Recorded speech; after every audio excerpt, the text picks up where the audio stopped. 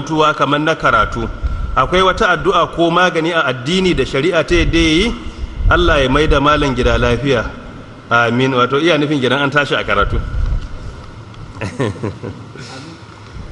Akwai abubuwa da shari'a ta karantar na takaita mantuwa. Asalin shi mantuwa ɗabi'a ce ta ɗan adam, irin ɗan kaɗan ɗin nan hatta annabawa Allah subhanahu wata'ala yakan ɗan jarrabe su da shi. sanuqri'uka falatansa illa ma sha Allah, kuma ma summiyal insanu bil insani illa linisyanihi, ba a kira mutum da mutum ba sai don mantuwa.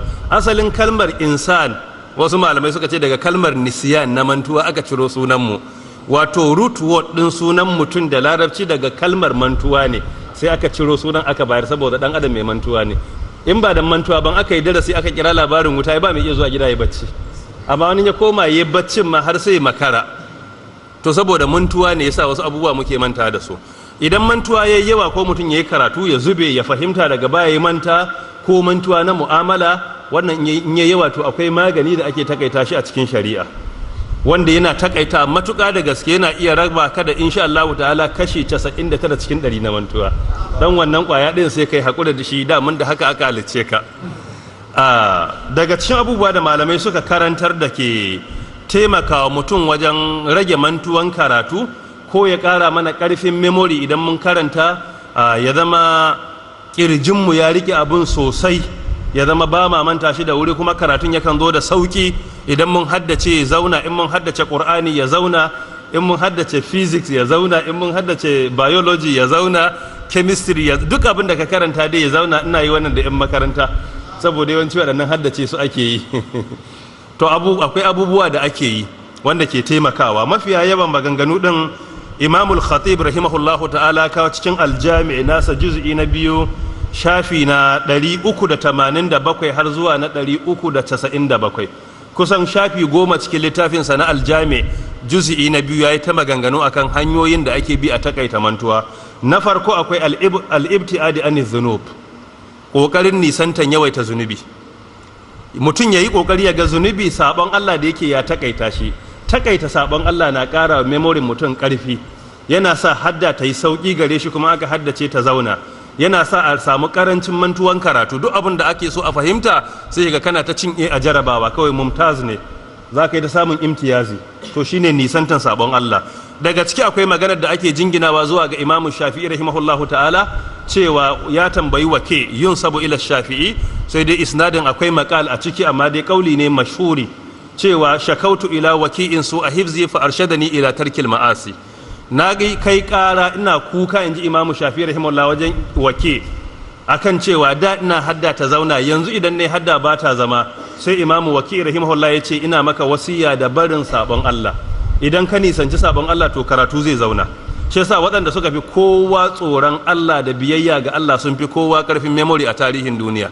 In ka duba irin hadisan da irin Imamu Ahmad bin Hanbal rahimahullah ya haddace, yana da haddan hadisi miliyan 1 a kirjinsa, kuma isnadi da matani sai ya gaya maka tun daga haddathana wani an wani guda miliyan ya haddace. Imamu Bukhari rahimahullah ya haddan hadisai sama da 600 a rayuwarsa.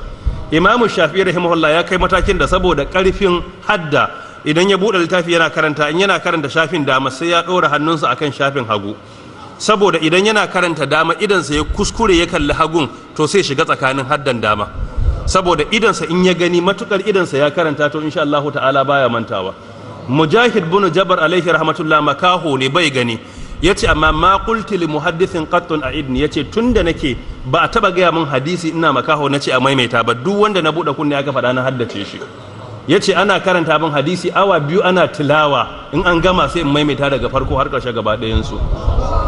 Ya ce Allah bai taɓa jarraba ni kunne na ya ji saƙon addini bakina zai faɗa zuciyata ba ta kawo shi bakin ya faɗa ba.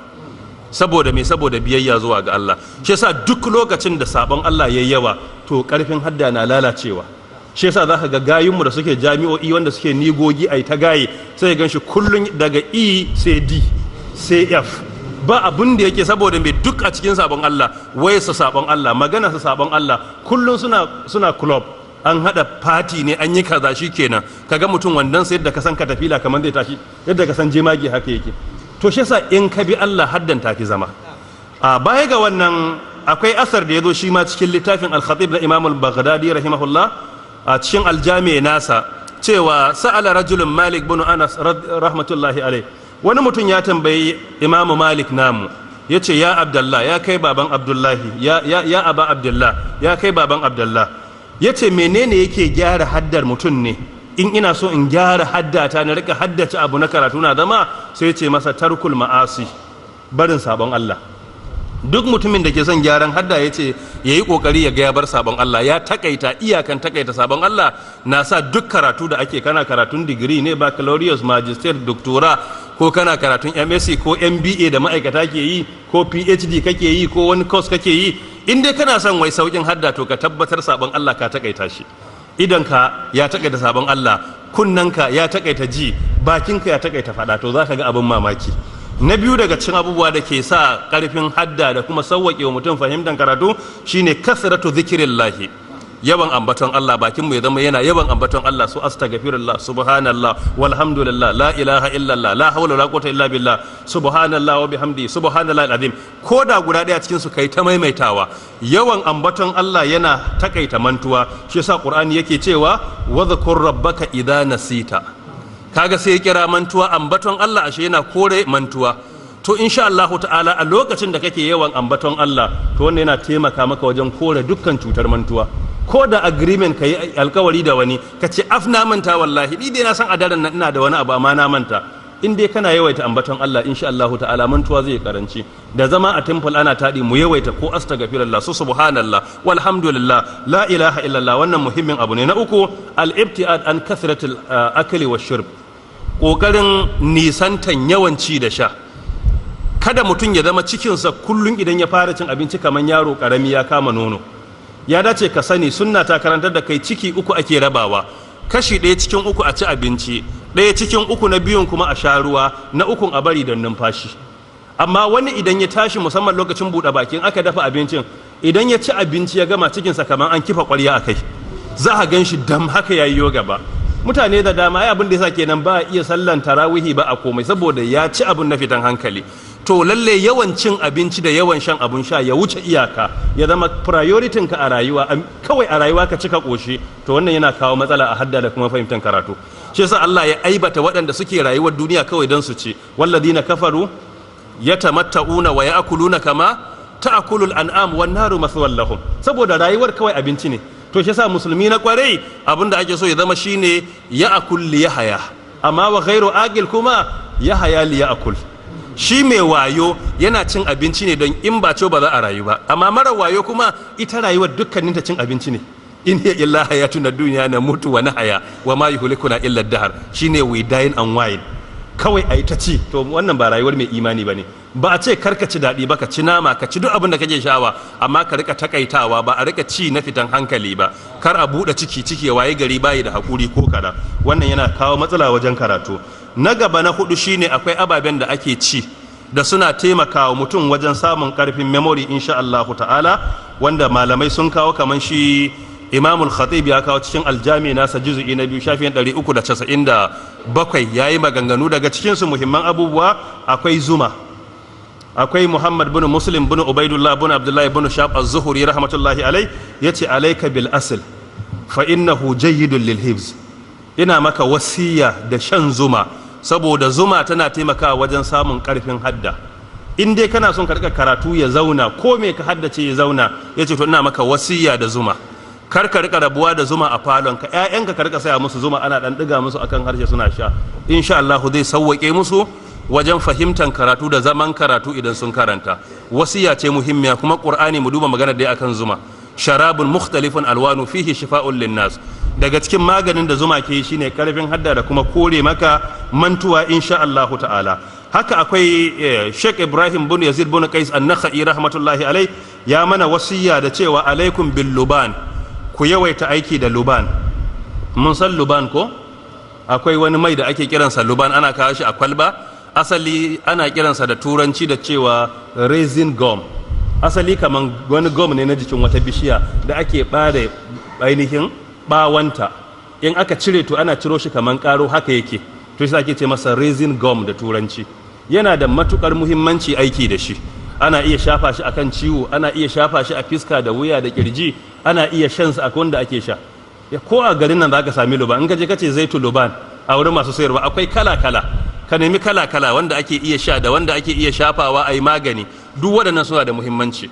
Ya ce to ina muku wasiya da bil luban fa innahu yushajji'ul qalba wa yudhhibun nisyan, saboda luban din yana ƙara wa zuciya ƙarfi, saboda a musulunci ilimi a zuciya yake, kuma zuciya ne matattaran ilimi ba a kwakwalwa yadda muke faɗa ba. Ita kwakwalwa kawai sako ake tura mata, amma asalin ilimin fi suduril ladina utul ilma ne, a kiraje yake, kuma yana tafiyar da mantuwa. Idan ana aiki da luban yana korewa mutum yawan mantuwa, a yawaita aiki da shi, wannan yana da matukar muhimmanci. Haka imamu zahabi rahmatullahi alai ya ce daga cikin abin da ke da muhimmanci akwai aiki da zabibi.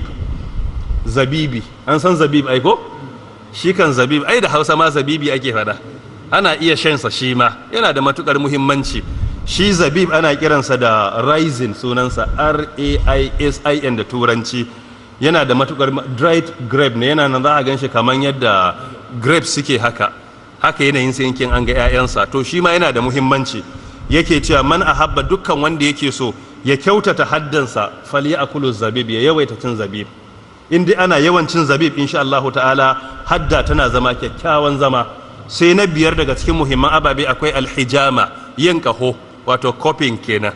Yawanci ba duka likitoci ke so ba, amma lalle manzon Allah ya karantar da kaho, kuma duk wanda ya fatawa ta saba ta manzon Allah sai dai mu ce yi hakuri, in ma bai hakuri ba bai dame mu ba dan mu manzon Allah aka wajabta mu bi.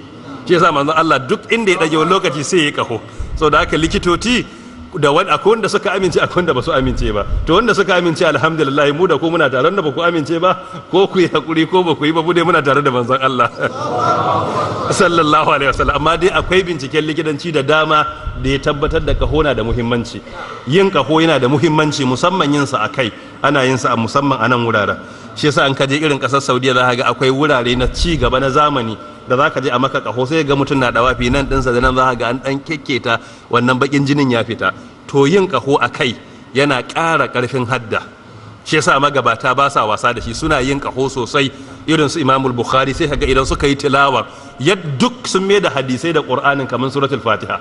Mutum a ko ina yake haka yake karantawa. Kuma baya da wannan ma'arufun ne bi tajriba, an gwada an gani, mutane sun yi kafan kuma da suka yi a kai din kuma karfin haddan ya karu. To kaga abin da aka gwada ya maka amfani, ai ba wani bukatan hujja da kake nema da ya wuce wannan. Haka cikin tibbun nabawi in muka duba an kawo hujjoji da dama akan muhimmancin yin kaho, yana kara karfin hadda. Sai kuma na gaba na shida kenan, dukkan acidic food a rika avoiding dinsa. Too much acidic food, wato nau'in abinci da ke da acid da yawa. In dai acidic food ne, acid din yayi yawa, to mu rage consuming ɗinsa, sai ya zama dole. Ai mun san pH scale ko da ake aunawa 1 to 14. Acid wanda yake wajen 1 ya fi karfi, yana karuwa 2 3 karfinsa na raguwa. So wanda yake wajen 6 5 shine yake da karancin acid. Amma in muka duba pH scale, ai wanda yake 1 ya fi karfi ko. So da haka a ka'ida mu duba abincin da scale ɗinsa akan scale ɗin yana wajen 5 6 a yawaita cinsa. Wancan din ba a ce kada ka ci gaba ɗaya ba, amma acidic food idan yayi yawa, hatta binciken likitanci ya ce yana kawo yawan gajiya, kuma yana kawo ciwon kai da yawa. To shi sa dukkan abinci da ke da acid da yawa a sunna ana so mu takaita aiki da shi. Insha Allah ta'ala za mu ga muna da kuzari wajen karatu, kuma ba za mu yawaita gajiya ba in muna karatu. Allah subhanahu wata'ala ya kara mana karfin hadda da karfin fahimta da kuma karfin aiki da shi gaba ɗaya. Yayi muke da lokaci.